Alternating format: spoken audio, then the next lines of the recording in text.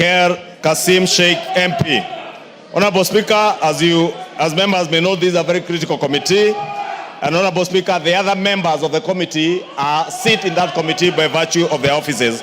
And with those few remarks, I beg to move and request the Honorable Aden Kainan to second the motion in agreement. Kainan. I second, Mr. Speaker. Order, honorable members. Order. Take your seats. Order. Honorable members. Order. Honorable Millie's point of order was not a party point of order. It was a point of order by the distinguished member for Suba North. And upon delivering the communication, I dutifully gave her an opportunity to say what she said. And that has ended that matter. We are now on order number 8. I now propose the question, which is that pursuant to the provision of Standing Order 171(1)F, this House approves the appointment of the following members to the House Business Committee, in addition to those specified under Orders A, B, C, D, and E. Honorable Mboka Milemba, CBS MP. Honorable Robert Mbui, CBS MP. Honorable Faith Warim Gitao, CBS MP. Honorable Samuel K. Chepkonga, CBS MP.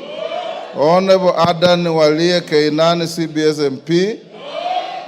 Honorable Mboka, I'm proposing the question. I've not put any question. So actually you're out of order. Honorable Tom Joseph Francis Kajwang, CBS MP. Honorable Sarah Paulata Correra MP. Honorable Joshua Mbithi Mwali MP. Honorable Omulher Kasim Sheikh MP. Yes, yes, Cynthia. Thank you, Honorable Speaker, for giving me an opportunity to make a comment in regards to the House Business Committee that has been constituted. Honorable Speaker, I note that these are members that were sitting in the same committee last time, and they did a beautiful job, Honorable Speaker, and I want to support their nomination back to the House Business Committee. Honorable Speaker, it must be noted that the House Business Committee is the engine of this House, and we appreciate their acceptance to actually run the business of this House, Honorable Speaker. Honorable Speaker, I support their nomination, and I urge the honorable members of this House to support it, so that, Honorable Speaker, we can continue and start business that is important to this House, so that I can be able to serve the people of Kenya. We can ensure that the House Business Committee members are able to schedule our business, Honorable Speaker, so that I can be able to dispense matters that matter to the people of Kenya. I support, Honorable Speaker. Yes, Junet. Honorable Junet. Order. Order. Members standing around Honorable Junet. Honorable Junet, take your seat for a minute. Members. Mr. Speaker. Order, Honorable Junet, just hold. Honorable Babowino. Order. Honorable Babowino. Take your seat. When the Speaker calls you out, you don't have to stand up. This is not a classroom. You are rarely in this House, and when you come, you want to cause disorder. Take your seat. Order, Honorable Junet. I've given you your point of order.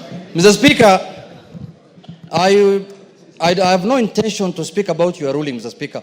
I want to speak on the matter that is before the House now. Mr. Speaker, under instructions from our parliamentary group, Mr. Speaker, before you put the question, I have been asked to convey to you on the floor of the House that we have withdrawn our members from the House Business Committee, Mr. Speaker. Yes. So it will be a nullity for the House to pass the membership from our side, Mr. Speaker. Now you can consider me as majority or minority, whichever way you can take. Yeah. Honorable Junet, a question has already been proposed. Yes. Honorable Ichungwa, Order. Honorable Ichungwa, I call upon you to reply. Thank you, Honorable Speaker. Honorable Speaker, in reply, let me say the House Business Committee is properly and duly constituted. And with or without the participation of the 4 members of the Azimio coalition, the House Business Committee would sit. And Honorable Speaker, being the chair of the House Business Committee, you will be advising the House Business Committee on when to have our first sitting, hopefully after the adjournment of this House this afternoon, so that we may be able to schedule business that concerns Kenyans. Because, Honorable Speaker, what we have engaged in from yesterday does not concern the people of Kenya who have sent us to represent us in this House.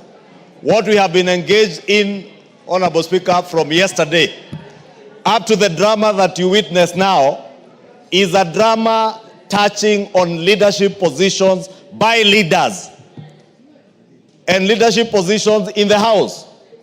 But what is more important to all of us, Honorable Speaker, is the leadership positions that have been given to us by the people of our constituencies as their representatives in the House. And that is what we should put ahead of every other consideration. Honorable Speaker, I said it yesterday. The perks of the leader of majority are similar to the perks of the leader of minority. These seats are nothing personal to anybody.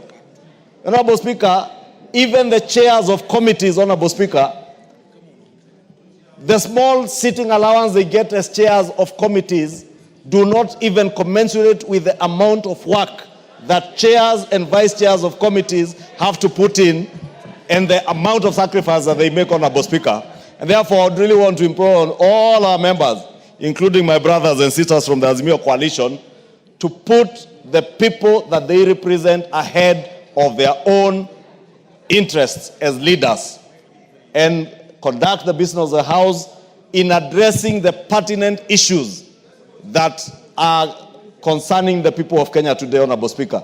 As you indicated, Honorable Speaker, we have business to have all the 18 committees whose term have come to an end reconstituted, Honorable Speaker, some of which have a huge implication on the lives of our people. You have seen students in both our primary and secondary schools are waiting for school capitation. The cabinet yesterday did approve the supplementary appropriations bill, and this is the money that Kenyans are waiting for.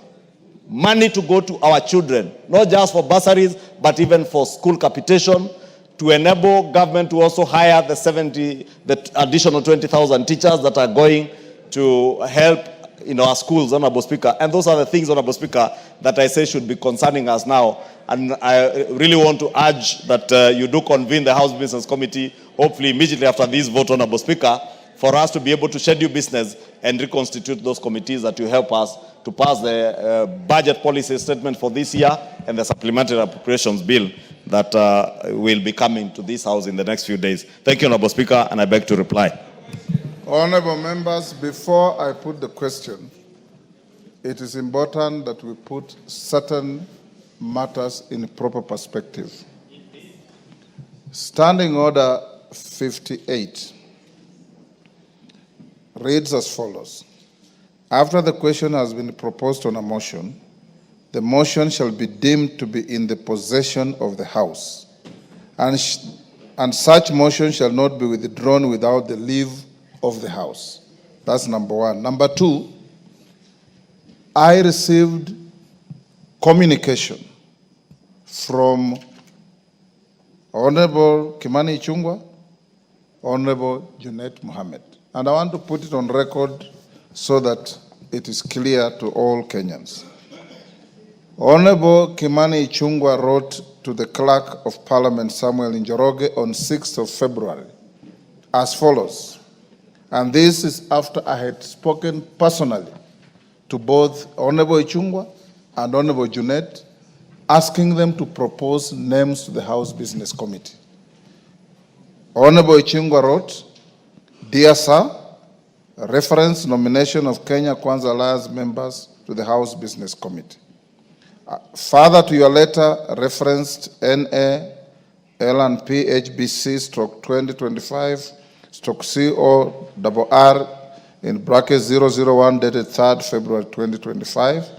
I hereby submit the following names of members of the Kenya Kwanza Coalition for appointment to the House Business Committee, in addition to those specified under Standing Order 171, 1B and D. The Honorable Samuel Chepkonga, CBS MP, was in Gishu County, male. The Honorable Omboko Milemba, CBS MP, Vihiga County, male. The Honorable Faith Wairimu Gitao, CBS MP, Nyandarua County, female. The Honorable Joshua Mbithi Mwalio MP, Machakos County, male. The Honorable Umulkhair Kasim Sheikh MP, Mandera, female. Yours sincerely, Honorable Kimani Ichungwa AGH MP, Leader of the Majority Party, copy to the Right Honorable Dr. Francis Moses Masika Wetangula AGH MP, Speaker of the National Assembly. On the 10th of February, I received a letter from the Honorable Junet Mohammed addressed to the Clerk of the National Assembly. Dear Sir, reference nomination of members to the House Business Committee. Your letter dated 3rd February 2025, reference NALP HBC stroke 2025 stroke CORR 001 refers. The Minority Party nominates the following members to the House Business Committee in accordance with the standing orders. The Honorable Mbui Robert MP, the Honorable Francis Kajwang Tom Joseph MP, the Honorable Walie Adan Kainan MP, the Honorable Korere Sarah Paulata MP, yours sincerely, Junet Mohammed, Honorable EGH MP, Suna East Constituency, Leader of the Minority Party in the National Assembly. At the time the Honorable Junet wrote this letter, the judgment under contestations that has gone on yesterday was already out. And he knew and designated himself, rightly so, as the minority leader. I call out today for the motion to be moved. The majority leader moved the motion, and it was seconded by the Honorable Kainan. Once a motion is moved, you can either move an amendment seeking the necessary support from the House that shall be put to a vote, or you keep your cool. You do not change the content of a motion by picketing on the floor of the House and making statements that are completely unparliamentary and unhelpful. As it is now, the motion that you are going to vote to is properly the House, fully carrying the names of both sides of the House, the majority and minority, and upon voting on the motion, I direct all members who, if they're passed by the motion, to go to room 9 for the first meeting of the House Business Committee to schedule business for tomorrow. And this House must, and I repeat, we have a greater duty to the people of Kenya than the shenanigans that we want to display here. The mover of the point of order yesterday, Honorable Millie Odhiambo, said she respects the outcome. She doesn't agree. That is part of fair game in an arena that is judicial or quasi-judicial, like this House.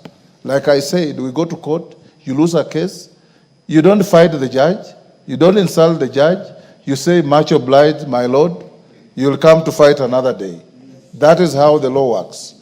I now put the question, honorable members, that pursuant the provision of Standing Order 171(1), and I repeat, no member listed on this motion has been withdrawn, because the withdrawal of any member on a motion like this can only be through an amendment to the motion.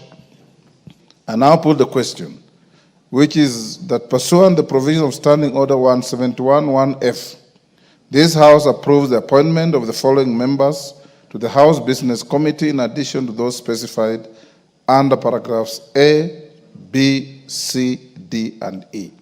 Honorable Mboko Milemba, CBS MP, Honorable Robert Mbui, CBS MP, Honorable Faith Wairimu Gitao, CBS MP, Honorable Samuel K. Chepkonga, CBS MP, Honorable Adan Walie Kainan, CBS MP, Honorable Tom Joseph Francis Kajwang, CBS MP, Honorable Sarah Paulata Korere MP, Honorable Joshua Mbithi Mwalio MP, Honorable Omolkhair Kasim Sheikh MP. As members of that opinion say aye. Aye. Will those of the contrary opinion say nay? The ayes have it. Honorable members, you may be upstanding, there being no further business in the House.